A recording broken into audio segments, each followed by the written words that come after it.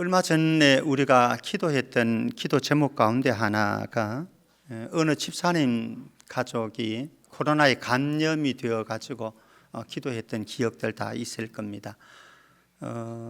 시아버지께서 암투병을 하고 계신 상황이었고요. 그래서 사실 가족들이 많이 고생하고 있었는데, 근데 시아버지께서 이제 코로나 감염이 되어지고, 이어서 시어머님이 감염되어지고, 이어서 또 남편이 감염되어지고, 그래서 이제 온 집안 식구들이 자가격리를 해야 되는 그 시간들을 보내면서 얼마나 힘들었겠습니까, 그렇죠?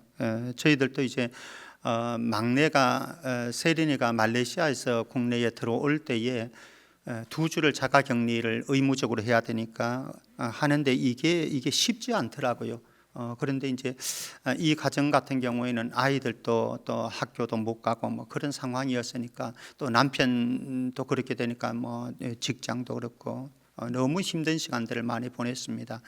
여러분들이 기도해 주셔서 또 시아버지도 건강하게 퇴원하셨고, 또 남편도 이제 건강하게 퇴원했는데, 시어머님은 퇴원을 못하고 좀 장기간 시간이 더 소요됐습니다. 근데 지난 금요일 날 그 시어머님까지 퇴원을 하게 되었다는 소식을 듣고 제가 문자를 위로의 또 격려의 문자를 보냈습니다. 그랬더니 집사님이 이런 답변을 보내셨어요. 제가 허락받아 가지고 제가 소개를 합니다. 감사합니다. 지난 시간을 돌아보니 힘들면 힘든 시간이었지만 주님께서 제가 생각하는 그 이상으로 먼저 일하고 계셨고, 앞으로도 그리 아니하실지라도 주님의 뜻은 항상 선하실 것이라는 믿음이 생겼고, 그 어느 때보다도 주님과 가까워진 시간이었습니다. 기도밖에는, 감사밖에는 제가 할 수 있는 것이 없다는, 그리고 함께 아파해 주고 기도해 주시는 분들이 계셔서 힘이 되는 것을 알고는 있지만, 어느샌가 제자리였던 무력함마저 느꼈던 나약함이 이제는 조금은 단단해져 있어 감사한 마음뿐입니다. 다시 또 시작이지만은 이번 일을 겪고 나니 이젠 앞으로의 일들은 담대히 더 힘을 내서 해보려고 합니다. 추수감사절에 뵙겠습니다. 짧은 글이지만은 그의 그동안에 아팠던 힘겨웠던 마음이 고스란히 담겨진 그런 문자였습니다. 아마 지금 여기 예배에 참여한, 그리고 가정에서 예배를 드리고 있는 성도들 가운데도 너무 추운 분들이 많을 거고요, 너무 외로운 분들이 많을 거고, 힘들고 아픈 시절을 보내고 있는 지금 현재 상황인지 모르겠습니다. 그런데 저는 감히 여러분들에게 말씀드리고 싶습니다. 바로 그때가 감사할 때이다. 믿으시기를 바랍니다. 우리의 신앙 고백, 오늘 우리 흥금송이 그런 찬양 고백 아니었습니까? 그럼에도 불구하고 어떤 상황이어도 그때가 하나님 일하시니까 감사하고, 그때가 그래도 그때를 지나고 나면은 주님이 더 좋은 것을 주실 것을 믿기 때문에 감사하고, 이 감사의 영성이 우리 온 성도들의 개개인의 영성이 되어지기를 주의 이름으로 축복합니다. 오늘 요나라고 하는 한 사람 만나보도록 하죠. 우리가 잘 알고 있는 사람의 모습입니다만은, 요나의 모습이 우리의 모습을 대변해주고, 그리고 요나의 상황 속에서 어떻게 우리가 감사할 수 있을 것인가, 감사의 영성을 한번 찾아가 보려고 합니다. 오늘 3절 말씀에 보면은 이렇게 말씀을 하고 있습니다. 그러나 요나가 여호와의 얼굴을 피하려고 일어나 다시스로 도망하려 하여 욥바로 내려갔더니 마침 다시스로 가는 배를 만난지라 여호와의 얼굴을 피하여 그들과 함께 다시스로 가려고 배삿을 주고 배에 올랐더라. 이렇게 말씀합니다. 저는 이 요나의 모습을 보면서 제멋대로 살아가고 있는 인생인 우리네 실상, 우리네 모습이 연상되어졌습니다. 요나는 지금 다시스로 가는 배를 타고 있습니다. 그 이유를 3절에서는 두 번이나 반복해집니다. 여호와의 얼굴을 피하려고. 사실 저와 여러분들도 살아가면서 하나님의 얼굴 피하려고 할 때가 많잖아요.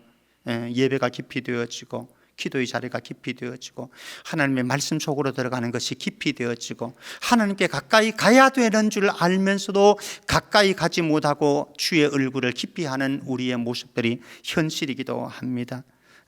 하나님께서는 이 요나에게 분명하게 말씀을 하셨거든요. 명령을 주셨죠. 뭐라고요? 니느웨에 가서 내가 주는 메시지를 선포하고 외치라 라고 말씀을 하셨습니다. 그런데 지금 다시스는 정반대 방향이거든요.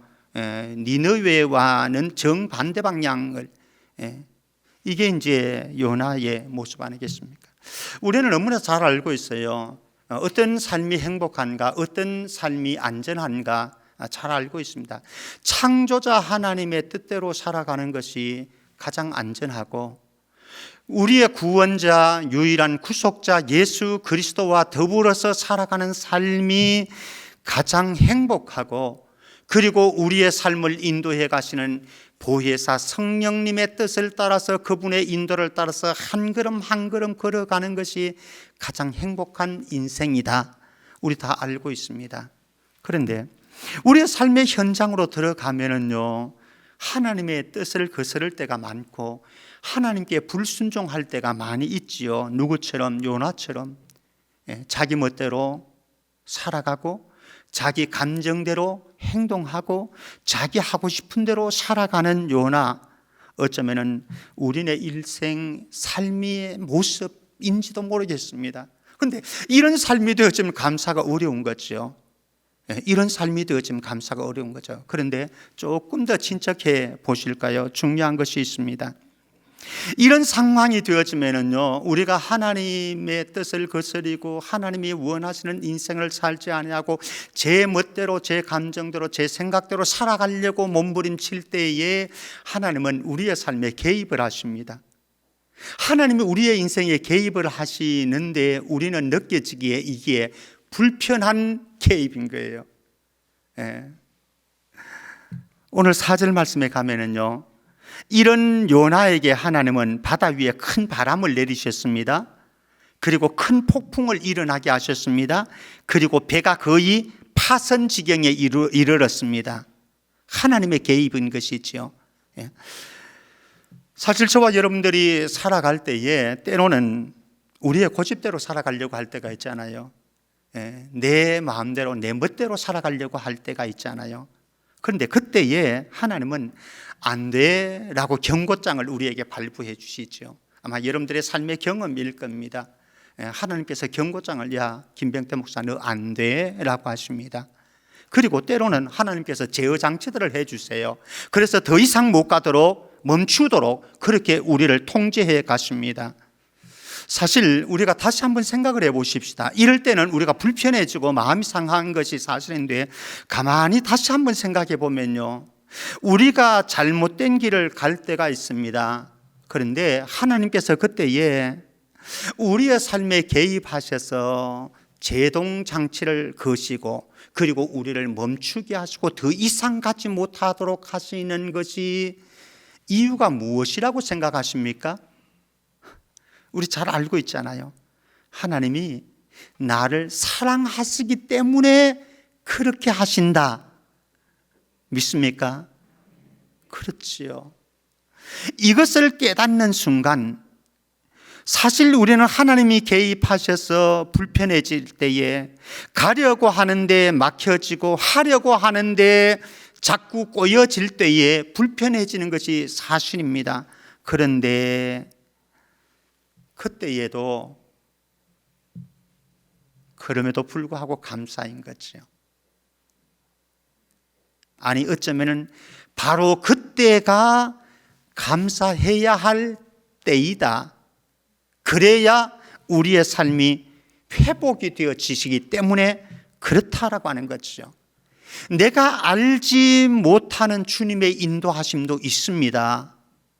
불편한 하나님의 개입이지만은 불편합니다. 분명히 때로는 속상하기도 하고 때로는 짜증이 나기도 합니다. 그러나 내가 알지 못하는 주님의 인도하심도 분명히 내 삶에 있다라고 하는 것인데, 바로 이때가 주님의 인도하심 그것이다라고 하는 거예요. 그럼 감사한 거죠. 자, 이렇게 우리는 위기 앞에 설 수 있습니다. 어쩌면 지금 여러분들은 알게 모르게 위기 앞에 서 있는지도 모르겠고요. 그때의 인간의 모습들을 한번 보십시다. 위기의 탈출구를 찾으려고 몸부림치는 요나의 모습, 그리고 주변 사람들의 모습입니다. 5절 말씀에 가면은 먼저 사공들의 모습이 나옵니다. 사공들은 자기 신들의 이름을 부르면서 도움을 간구합니다. 도와달라는 거죠. 자기 신들의 이름을 부르면서 합니다. 그러나 아무런 반응이 없습니다. 그러니까 배를 가볍게 하기 위해서 배 안에 있는 물건들, 이건 소중한 물건들이죠. 무역하기 위한, 장사하기 위한 물건들 아닙니까? 너무나 소중한 것인데 이제 죽을 지경이니까, 바다에 파손되어서 빠져 죽을 지경이니까 무슨 소용이 있겠어요? 예를 들자면은 저와 여러분들이 오늘 밤을 넘기지 못하고 죽는다고 한다면 여러분들의 아파트가 무슨 소용이 있겠어요? 여러분들의 통장이 무슨 소용이 있겠어요? 여러분들의 크레딧 카드가 무슨 소용이 있겠어요? 아무런 소용이 없는 거죠. 그러니까 이들은 살기 위해서 다 소중한 물건들을 바다로 던져버리는 거예요. 그런데 이때에 5절 말씀에서는 요나는 무엇을 하는지 아십니까? 배 밑층으로 내려가서 깊은 잠이 들어 있습니다. 어쩌면 저와 여러분들의 인생의 모습 아닙니까? 저 배 밑층으로 내려가는 인생, 그래서 깊은 잠에 빠져 있는, 그래서 이렇게 위급한 상황에도 위기도 모르고 있는 요나, 어쩌면 우둔한 아둔한 우리네 인생의 영적인 감각이 아닐까 생각이 듭니다.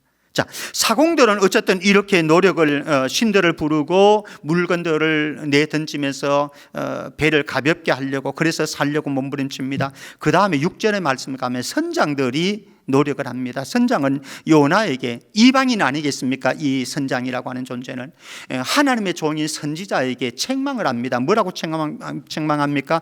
왜 너는 자고만 있느냐? 일어나서 너의 하나님께 구해라 라고 하는 거예요. 요나는 잠자고 있는데 그 잠자고 있는 요나를 깨우면서 너희 하나님께 구하라라고 하는 겁니다. 책망을 듣는 선지자의 모습을 보게 되어집니다. 뿐만 아니라 7절 말씀에 가면은 거기에 있는 배 사람들이, 배에 타고 있는 사람들이 결론을 내립니다. 어떤 결론을 내리느냐? 제비를 뽑아서 이 재앙을 면하자. 그래서 누가 이 재앙을 가져온 원인이었는지 제비 뽑기 하자 라고 결론 내려서 제비 뽑았습니다. 그랬더니 누가 뽑혔습니까? 요나가 걸려들었습니다. 사실 저와 여러분들이 인생을 살아가다 보면은 이런저런 위기 상황을 만납니다. 어려운 일들을 만납니다. 문제들이 발생하게 되어집니다. 그러면은 위기 탈출구를 찾기 위해서 백방으로 노력하지요. 이 사람을 만나보기도 하고 저 사람을 만나기도 하고 이런 일을 해보기도 하고 처방들을 또 탈출구를 찾으려고 애를 씁니다. 노력을 합니다. 그런데 그보다 중요한 것이 있어요. 탈출구를 찾기 위해서 백방으로 노력하는 것보다 더 중요한 일이 있는데 그 자리에서 잠시 멈추어 서는 거예요. 그 자리에서 멈추어 서서 주님께 주목해 보는 거예요. 주님께 주목해서 자기 성찰을 하는 거예요. 나 자신을 돌아보는 거예요. 그러면은 거기에 해답이 있습니다. 그리고 해법이 나와요. 분명합니다. 정말로 분명합니다. 이것은 저도 제 인생의 경험 속에서 이런 경험들이 참 많았고요. 그래서 결국은 인생의 해답을 찾아서 가게 되어지고 그 속에서 내 인생에 한 걸음 더 감사가 나오는 성숙의 단계로 들어가는 거죠. 우리가 잘 알고 있는 집 나간 둘째 아들 생각을 해보십시오. 가서 허랑방탕하려고 다 날렸습니다. 그리고 심지어는 이방인의 가정에 가가지고 종노릇합니다. 유대인들이 더럽다고 생각하는 돼지가 먹는 열매조차도 먹어야 되는 지경입니다. 그런데 그렇게 허랑방탕한 인생 속에 고생을 하면서 위기 앞에 선 그가 어느 날 가만히 멈추어 서서 생각을 해보았습니다. 그리고 아버지 집을 상상을 해보았습니다. 예전에 내가 어떻게 살았던가, 그 아버지 집에서 누렸던 행복을 생각했습니다. 이제는 생각해 보니까 아버지 집에 돌아갈 체면이 서지를 않습니다. 그래서 도저히 가기는 가야 되겠는데 아버지라고 부를 수 없고 아들의 신분으로는 갈 수 없기에 종의 신분으로서도 거기에 가서 먹고는 살아야 되겠다라고 결단을 내리고 아버지께로 돌아갔더니 아버지는 다 준비해 놓았어요. 우리 인생에도 마찬가지 아니겠습니까? 때로는 우리는 문제 앞에 봉착되어지고요, 때로는 위기 앞에 봉착되어지고, 그런 것들로 인해서 우리는 마음이 상할 때가 있고 힘겨울 때가 있습니다. 그러나 잠시 멈추어 서십시오. 그리고 주님을 향해서 축복하십시오. 그리고 깊은 자아 성찰로 들어가셔서 나 자신을 발견하고 거기에서 주님의 음성 듣고 주님의 음성을 향해서 출발하는 은혜가 있기를 축복합니다. 그때 감사가 회복되는 거예요. 그때. 자, 이제 이 요나의 참담한 현실 속으로 들어가 보십시다. 어떤 현실이 나오는가. 그런데 이 참담한 현실 속에 소중한 게 있어요. 무엇인가 하면요, 항복의 행복이라고 하는 거예요. 항복의 행복. 행복인데 어디에서 나오는가? 항복하는 데서 나오더라. 한번 찾아가 보십시다. 11절 말씀 보면은요, 이렇게 우물쭈물하는 동안 바다가 점점 더 흉흉해졌습니다. 그러니까 12절에서 요나는 이렇게 말을 합니다. 우리 12절 말씀 한번 보실까요? 같이 한번 읽어보십시다. 시작.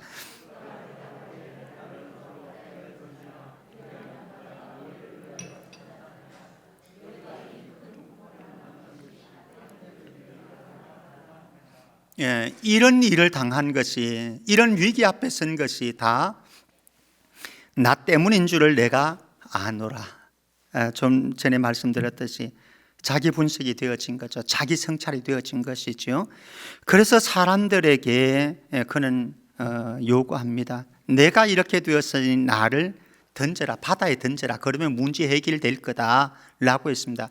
그런데 그 배에 있는 사람들이 사실 살아있는 사람을 바다에 던진다고 하는 것이 쉽습니까? 어렵지요. 그러니까 13절 말씀에 사람들이 뭐를 하는가 하면 배를 육지로 돌리기 위해서 힘써 노를 저었다라고 말씀을 합니다. 힘써. 사실 인간이 하나님이 하시는 일을 거스를 수 있습니까? 이들이 아무런 방법을 찾으려고 해도 하나님이 하시는 일인데 하나님이 하시는 일을 거스를 수 없잖아요. 제어할 수 없잖아요. 통제할 수가 없잖아요. 13절 말씀 보면은 바다가 그들을 향하여 점점 더 흉흉해졌더라 이렇게 말씀합니다. 노력은 하네. 노력 안 하는 게 아닙니다. 노력은 하는데 문제 해결을, 위기 탈출을 극복을 하려고 노력은 백방으로 노력을 하지만은 아무런 효과가 없습니다. 14절 말씀, 드디어 무리가 여호와께 부르짖습니다. 어떻게 부르짖느냐? 여호와여 구하오니 이 사람의 생명 때문에 우리를 멸망시키지 마옵소서. 무지한 피를 우리에게 돌리지 마옵소서. 주 여호와께서는 주의 뜻대로 행하심이니이다. 주의 뜻대로 행하심이니이다. 무엇입니까? 무리는 그리고는 요나를 들어서 15절 상반절을 보면 바다에 던졌습니다. 그것이 하나님의 뜻인 줄 알았기 때문에 백기를 들었습니다. 요나도 백기를 들었습니다. 살려고, 탈출구를 찾으려고, 위기를 극복하려고 인간적인 온갖 노력을 다했던 이 뱃사람들도 백기를 들었습니다. 사실 우리의 삶을 살아가면서요, 절망적인 상황이 다가오지요. 고난의 때가 다가오지요. 그러면 그 절망이, 고난이 더 깊으면 깊을수록 우리가 해야 되는 작업이 있습니다. 천부에 없어서 두 손 들고 주님 앞에 갑니다. 주님 앞에 두 손 들고 백기를 들고 항복하면은 하나님께서는 우리에게 행복의 문을 열어주십니다. 이게 비결인 거죠. 항복과 행복은요, 이웃사촌이에요. 너무 가까워요. 그런데 우리는 사실 항복하는 게 쉽지 않아요. 하나님께서 우리의 삶에 개입을 하시는데, 경고장을 발부하시기도 하는데, 그리고 우리의 삶에 아픔을 주고 고난을 주셔서 우리로 하여금 눈을 하나님께로 시선을 돌리게도 하시는데, 저와 여러분들이 아둔해서 항복하는 게 너무 어려워요. 근데 중요한 것은 항복하면은 그게 하나님께서는 살 길을 열어주시고 풍성한 삶을 우리에게 회복시켜 주십니다. 요나의 삶으로 들어가 볼까요? 항복했더니 어떤 일이 벌어지는지 아십니까? 그래서 우리는 요나의 세 가지 삶을, 이 현실을 바라보면은요, 감사는 포기할 수 없는 것이다. 그래서 저는 표현을 포기할 수 없는 감사라고 표현을 해봅니다. 포기할 수 없는 감사. 그러면은 바다에 던져진 요나에게 어떤 일이 생기는지 세 가지를 한번 볼까요? 15절 말씀에 가면, 15절 후반절에 가면요, 요나를 바다에 던졌더니 바다가 금세 잔잔해져 버렸습니다. 그 풍랑이 일어났던 바다가 글쎄 배를 집어삼키려고 파선 지경에 있는 이 상황 속에서 바다가 잔잔해졌습니다. 그리고 17절 말씀에 가면요, 하나님은 이미 큰 물고기를 예비해 주셨습니다. 그리고 요나를 집어삼켰습니다. 큰 물고기를 예비하시는 하나님이십니다. 그리고 세 번째는 물고기 뱃속에 3일 밤낮을 있는데요, 사실 이게 어떻게 가능한지도 모르겠어요. 과학적으로는 사실 이게 제가 보기엔 불가능한데, 어쨌든 물고기 뱃속에서 3일 밤낮을 지냈는데 무사히 살아났더라라고 하는 겁니다. 한번 확인해 볼까요? 2장 10절 말씀, 2장 10절 같이 읽어봅니다. 시작. 여호와께서 그 물고기에게 말씀하시매 요나를 육지에 토해냈어요. 그리고 살았어요. 요나는 절망적인 상황이었죠. 그런데 우리가 경험상으로 이렇게 볼 때요, 이런 절망적인 상황이 도래하고 고통의 날들이 다가오게 되어지면은요, 우리의 습관성이 있습니다. 여러분들도 마찬가지라고 생각을 하는데요, 우리는 던져진 바다만 바라보게 되어집니다. 내가 던져진 바다, 그것만 바라보는 거죠. 그리고 나를 삼킨 물고기만 생각을 합니다. 그리고 캄캄한 물고기 뱃속에서 한탄만 합니다. 자, 여러분들의 삶에 던져진 바다가 있습니까? 여러분들을 삼킨 물고기가 있습니까? 캄캄한 물고기 뱃속에 여러분들 상황 속에 있습니까? 그런데 여기에 소중한 것이 있어요. 무엇입니까?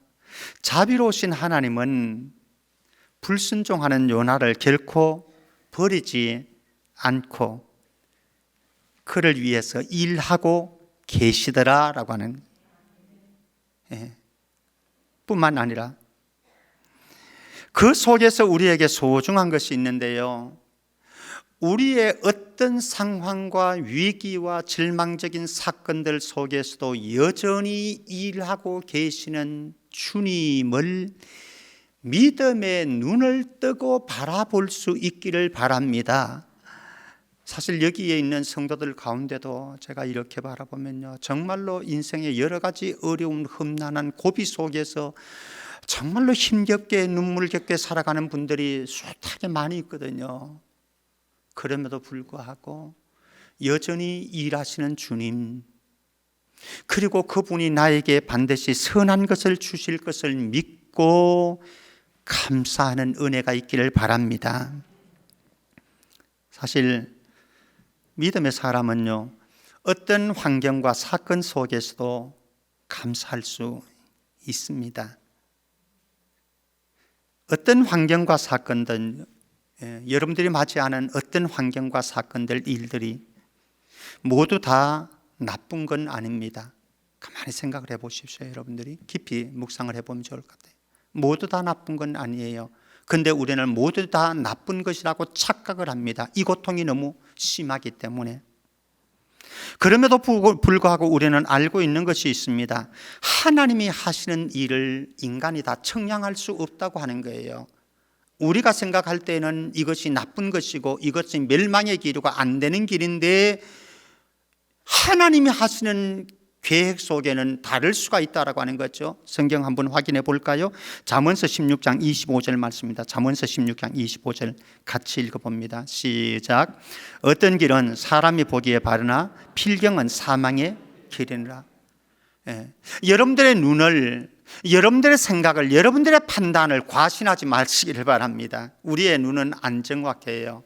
우리의 판단과 우리의 생각은요, 안 정확해요. 우리 경험적으로 여러분들의 삶 속에서 한번 점검해 보십시오. 여러분들이 안 좋은 일이라고 생각되어지지만은 더 좋은 결과를 가져온 때가 있었나요? 없었나요? 있었지요. 저에게는 있었습니다. 그리고 한편으로 여러분들이 좋은 일이라고 생각을 철떡같이 믿고 있었는데 안 좋은 결과를 가져온 일이 있었나요? 없나요? 있었지요. 이건 경험입니다. 우리 모두의 삶의 고백입니다. 그렇다고 한다면요, 누가 확신할 수 있겠어요? 안 좋은 일이다, 이게 좋은 일이다, 누가 확신할 수 있겠어요? 확신해서는 안 되는 거예요. 중요한 것은 무엇입니까? 범사에 하나님을 인정하는 믿음이 필요하다라고 하는 거죠. 범사입니다. 모든 상황, 모든 현실, 모든 일들 한번 볼까요? 잠언서 3장 5절 6절입니다. 잠언서 3장 5절 6절 같이 읽습니다. 시작. 너는 마음을 다하여 여호와를 신뢰하고 내 명철을 의지하지 말라. 너는 범사에 그를 인정하라. 그리하면 내 길을 지도하시리라. 정말 믿습니까? 믿습니다. 범사에 그를 인정하라. 그리하면 그분이 우리의 길을 인도해 가실 것입니다. 우리 한국의 대표적인 설교자, 참 모든 사람에게 설교자들의 어떤 하나의 모델적인 분이 있는데 지구촌교회 이동원 목사님이시죠. 이동원 목사님의 둘째 아들이 미국 LA에서 국제 변호사를 한다고 합니다. 잘 나갔던 인생이죠.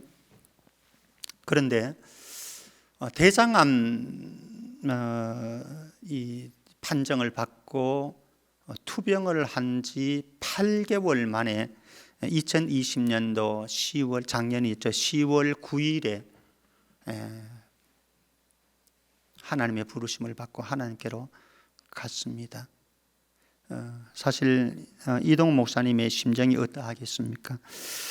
그분이 최근에 쓴 아드라스 See You in Heaven이라고 하는 하늘에서 만나자 다시 보자 이런 책을 썼는데 그 책에 이런 내용이 있더라고요. 제가 한번 읽어봐 드리겠습니다.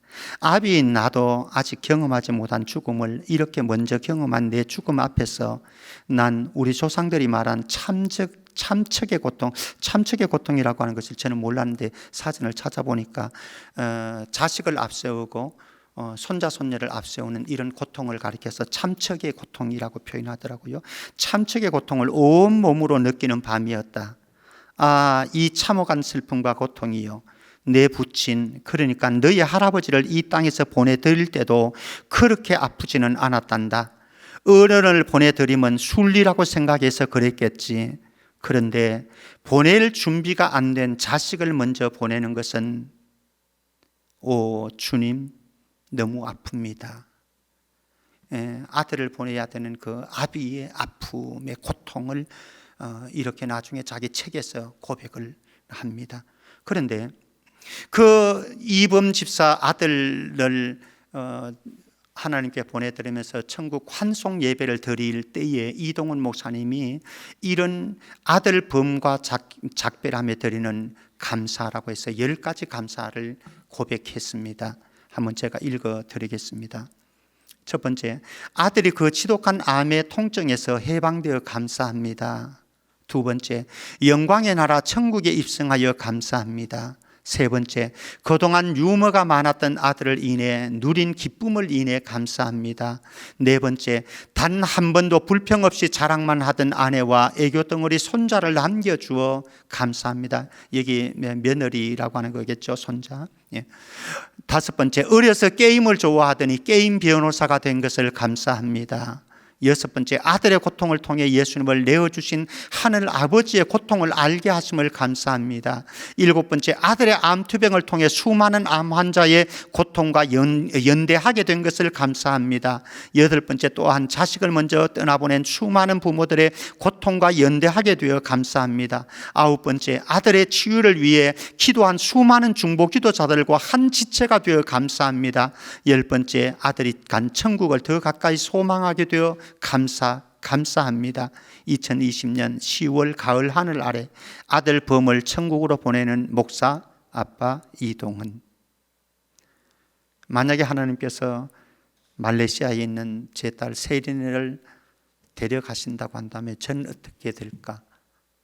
이동훈 목사님처럼 이렇게 감사할 수 있을까 생각하니까 저는 참 자신이 없더라고요. 모르겠습니다. 그때 또 성령님께서 감동 주시니까, 역사하시니까 가능하지 않겠습니까?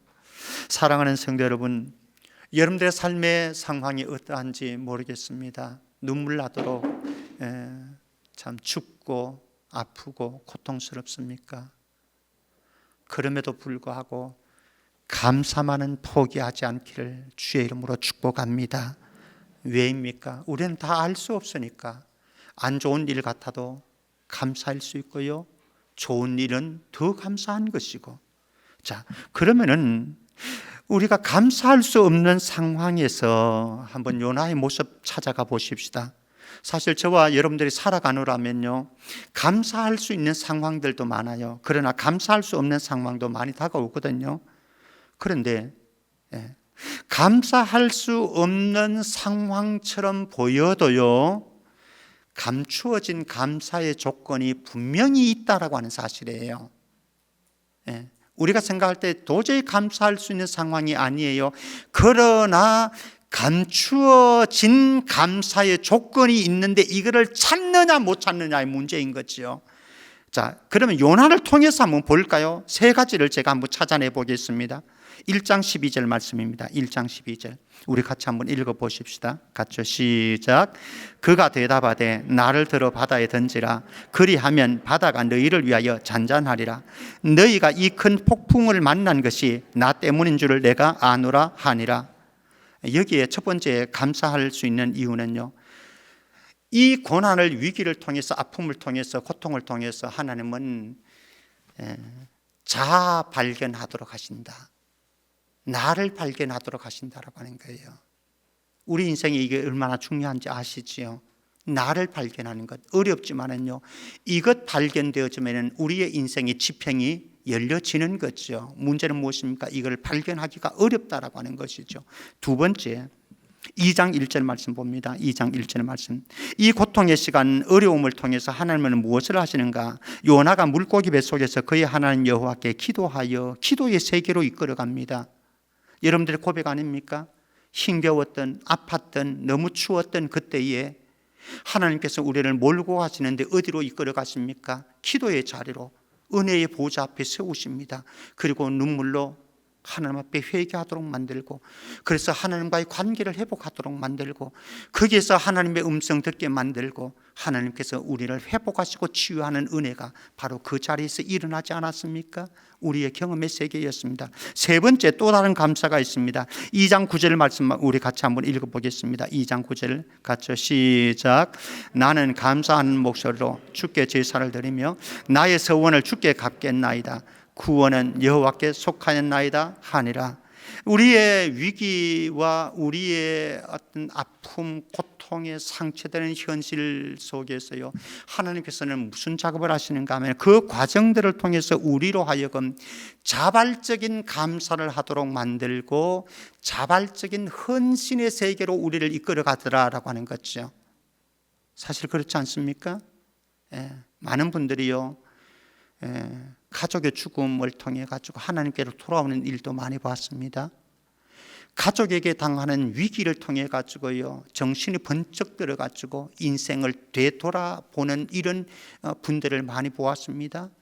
어떤 큰 위기를 통해 가지고요, 하나님과 멀리 하면서도 모르고 지냈던 사람들이요, 깨닫고 하나님 앞에 불복하고 이제는 주의 일을 하겠다고 뛰어드는 사람 한두 사람이 아니었습니다. 하나님은 일하십니다.